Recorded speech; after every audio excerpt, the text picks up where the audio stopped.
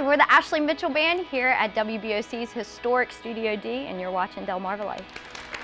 You're gonna want to stick around to hear the Ashley Mitchell Band. Another reason for you to come to the show is you get to hear them twice when they rehearse and then when they perform. I'm just telling you. And speaking of entertainment, you know, science and prime time seem to be a good match. The show The Big Bang Theory, about a woman who moves across the hall from two awkwardly brilliant physicists, has constantly pulled in top ratings for CBS. Then there's all the crime scene investigation shows like CSI, NCIS. They help forensic science gain popularity.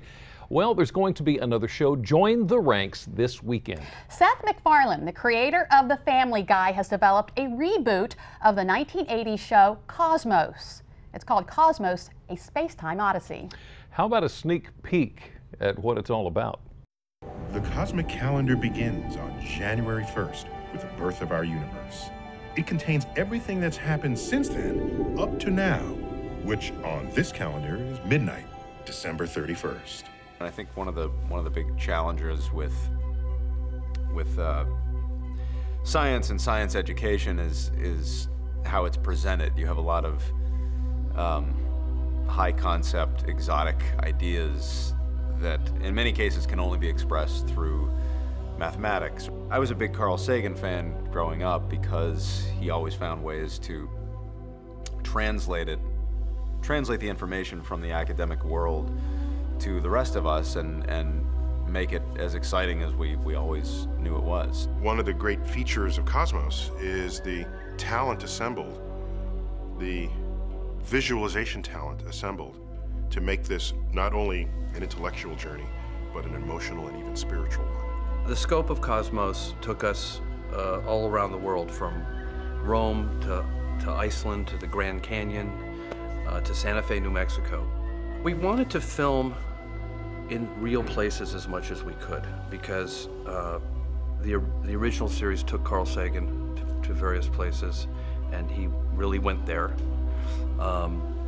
And we wanted to do that as much as possible. We wanted to take Neil to the places he's talking about. Now, in a lot of cases, there were places we couldn't go. We couldn't go to the beginning of time when creatures first walked out of the sea.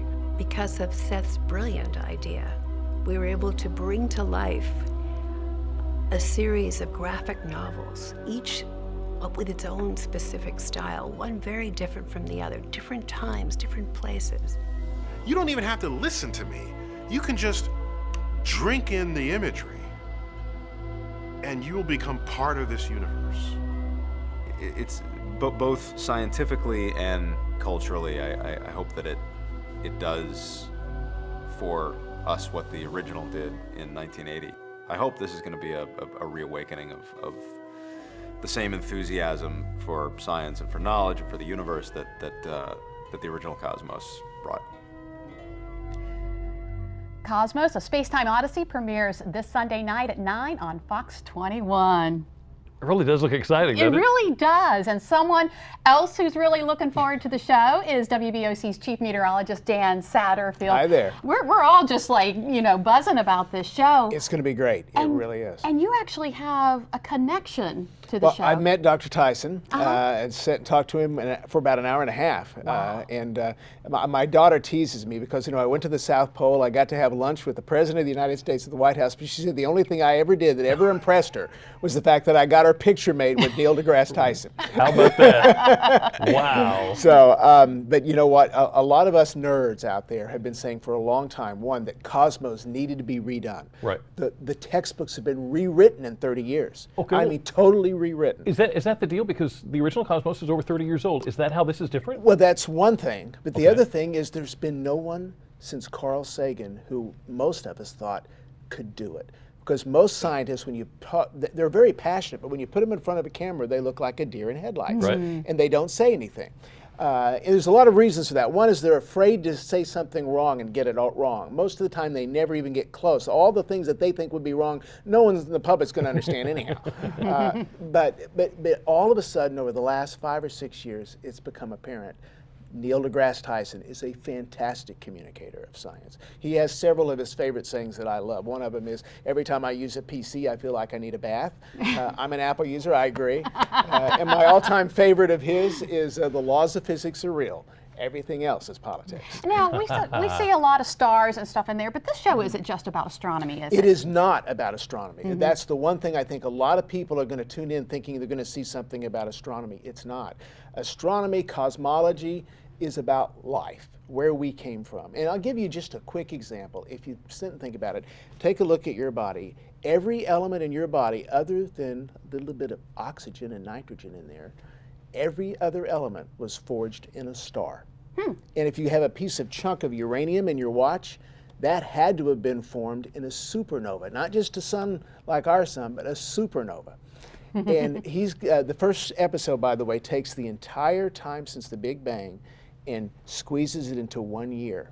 Wow. And you'll be very surprised when humans first appear. I gave you a hint. It's not in December 1st. It's the last day of the year, moments before midnight. It really gives you an idea of deep time. Deep time is something that geologists learn. Most people have a tough time getting their head around just how far back 1,000,000 years is. But he does a great job in the first episode, and I've seen it, in showing what deep time really is. All right, looking forward to that first episode. Cosmos, a Spacetime Odyssey premieres this Sunday night at 9 on Fox 21. Thank you, Dan. And from the screen to the stage, a little later on Delmarva Life, the Ashley Mitchell Band takes the stage in historic Studio D. But next, so many cute faces, and they're all looking for the same thing, a forever home. Brian's going to join us from the Delaware SPCA in Georgetown. Brian? Well, Jimmy and Lisa, this right here, this little guy is Geppetto, and he's one of about 80 animals here at the Delaware SPCA in Georgetown that are up for adoption. We are going to try to find some of them a home, plus we're going to introduce you to 2 dogs that ideally need to be adopted together. You don't want to miss it. Stay with us. We'll be right back.